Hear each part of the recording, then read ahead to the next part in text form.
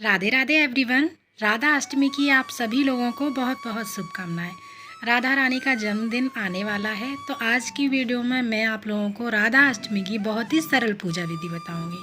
और अगर आपके पास राधा रानी नहीं है और ना ही आपके पास राधा रानी की कोई भी फ़ोटो अथवा तस्वीर है, तो राधा अष्टमी की पूजा आप कैसे करेंगे। तो आप अपने प्यारे से लाला लड्डू गोपाल को ही राधा रानी बना सकते हैं और उनकी पूजा अर्चना कर सकते हैं। लड्डू गोपाल को राधा रानी कैसे बनाना है, इसका वीडियो मेरे चैनल पर आ चुका है। तो राधा अष्टमी की सरल पूजा विधि शुरू करते हैं। तो सबसे पहले हमें लड्डू गोपाल को यानी राधा रानी को पंचामृत स्नान कराना होता है। सभी मंदिरों में राधा रानी को 4 से 5 बजे के आसपास ही पंचामृत स्नान करा दिया जाता है। हम महिलाएं गृहस्थ जीवन में हैं तो थोड़ा समय लग जाता है।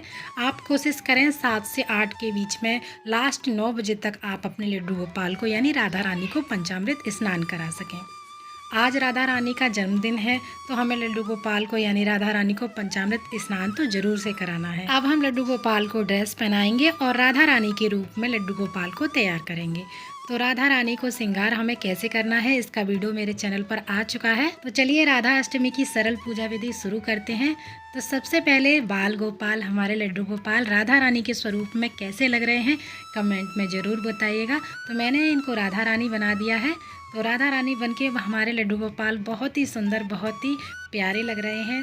दोनों ही इनमें स्वरूप हैं, क्योंकि राधा रानी कभी भी अपनी अलग पूजा स्वीकार नहीं करती हैं, यानी श्री कृष्ण के बगैर पूजा स्वीकार नहीं करती हैं। तो अपने प्यारे से लड्डू गोपाल को ही राधा रानी मानकर राधा अष्टमी की पूजा शुरू करते हैं।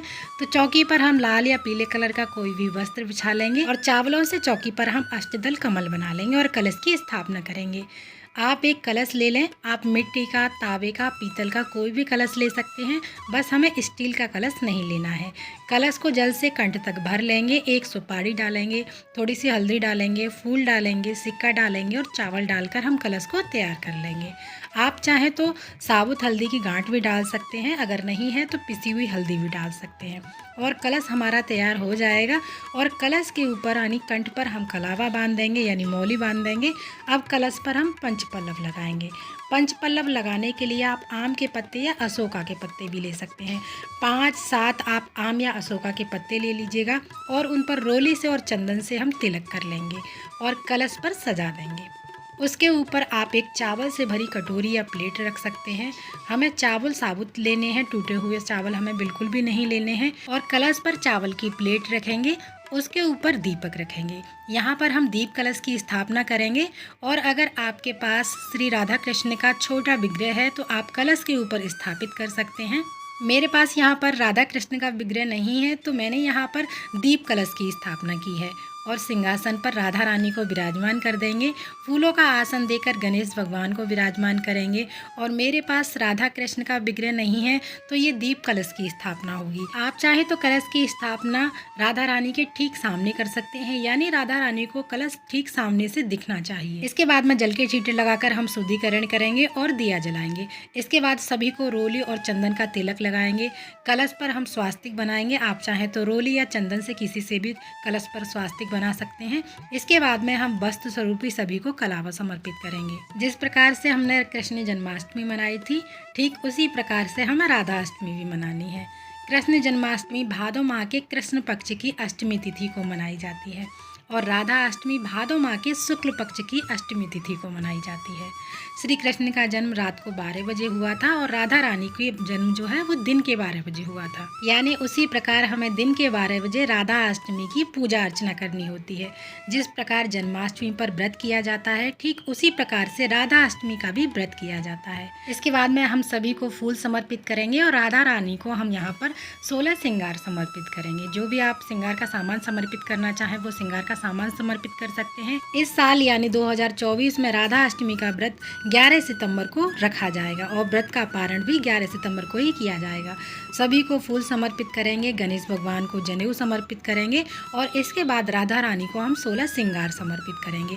धूप दीप जलाएंगे। राधा अष्टमी का व्रत संतान प्राप्ति के लिए, घर की खुशहाली के लिए भी किया जाता है। राधा रानी की कृपा इस पर, हम पर और हमारे परिवार पर बनी रहती है। तो आप अपने सामर्थ्य अनुसार श्रृंगार का सामान समर्पित कर सकते हैं और ज़्यादा ना हो पाए तो एक चुनरी और बिंदी का पत्ता तो ज़रूर से समर्पित करें। इसके बाद भोग समर्पित करेंगे। जो भी फल आपको मिल जाते हैं वो फल समर्पित कर सकते हैं। भोग में आप अरबी की सब्जी ज़रूर समर्पित करें। आप अरबी का भोग किसी भी प्रकार से समर्पित कर सकते हैं, लेकिन अरबी का भोग ज़रूर होना चाहिए क्योंकि राधा रानी को अरबी का जो भोग है वो अति प्रिय है।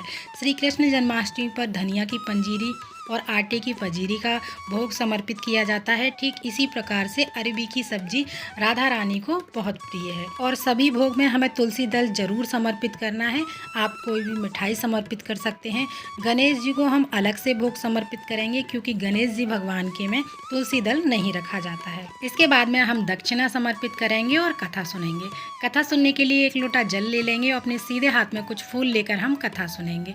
राधा अष्टमी की हमें कथा सुननी होती है। आप चाहें तो फ़ोन से भी सुन सकते हैं। इसके बाद में हम आरती करेंगे। तो सबसे पहले गणेश भगवान की आरती करेंगे, उसके बाद हम राधा रानी की और श्री कृष्ण भगवान की आरती करेंगे। आरती करने के बाद हाथ जोड़कर पूजा में रही कमियों के लिए क्षमा याचना करेंगे और अपनी मनोकामनाओं को पूरा करने के लिए राधा रानी से प्रार्थना करेंगे। उसके बाद में जो जल का लोटा है वो सूर्य देव को हम समर्पित कर देंगे। उसके बाद जो भी आपने भोग प्रसाद चढ़ाया है वो घर के सभी सदस्यों में बांट देंगे। अगर आपने व्रत रखा है तो शाम को तारों को अर्घ देने, जो आपने दक्षिणा चढ़ाई है उसका आप राधा रानी के लिए कुछ सामान ला सकते हैं। और जो कलश का जल है वो अगले दिन किसी पौधे में डाल सकते हैं। फूल पत्ते आप किसी गमले में डाल सकते हैं। चावल आप किसी को दान कर सकते हैं और श्रृंगार का सामान आप थोड़ा सा अपने लिए रख सकते हैं और किसी और को भी दे सकते हैं। राधा अष्टमी व्रत का पारण हमें उसी दिन करना होता है और जो आपने पंचामृत स्नान कराया है उससे व्रत का पारण किया जाता है। हमारी प्यारी राधा रानी का प्राकट्य एक कमल के फूल से हुआ था। कमल के फूल से बहुत तेज प्रकाश निकल रहा था।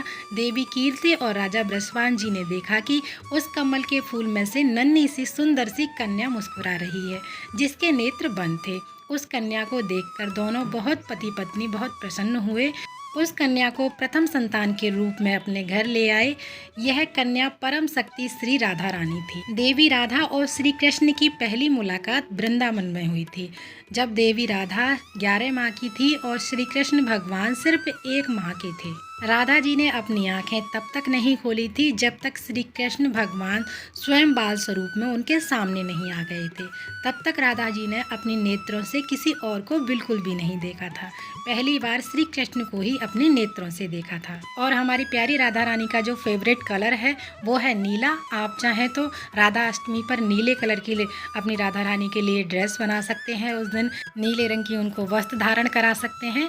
तो राधा अष्टमी की सरल पूजा विधि अगर आप लोगों को पसंद आई हो, अच्छी लगी हो तो लाइक ज़रूर कीजिएगा। साथ ही व्रत त्योहारों से जुड़ी वीडियोस देखने के लिए हमारे चैनल को सब्सक्राइब करना ना भूलिएगा।